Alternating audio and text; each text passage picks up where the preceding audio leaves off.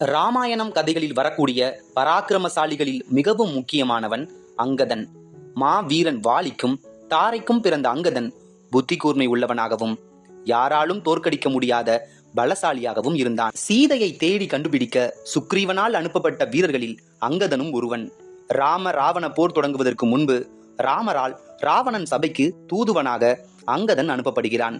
சீதையை நீங்கள் அனுப்பாவிட்டால் போர் நடப்பது உறுதி, ராமனின் கையால் நீ கொல்லப்படுவாயின்னு ராவணனிடம் அங்கதன் சொல்ல, சபையில் இருந்த அனைவரும் ஏளனமாக அங்கதனை பார்த்து சிரிக்கிறார். இதனால் கோபம் கொண்ட அங்கதன், உங்களில் ஒருவரோ அல்லது பலரோ சேர்ந்து என் கால்களை அசைத்து விட்டால் நாங்கள் தோற்றுவிட்டதாக கருதி இங்கு இருந்து சென்று விடுகிறேன், இல்லை என்றால் போர் நிச்சயம் என்கிறான்.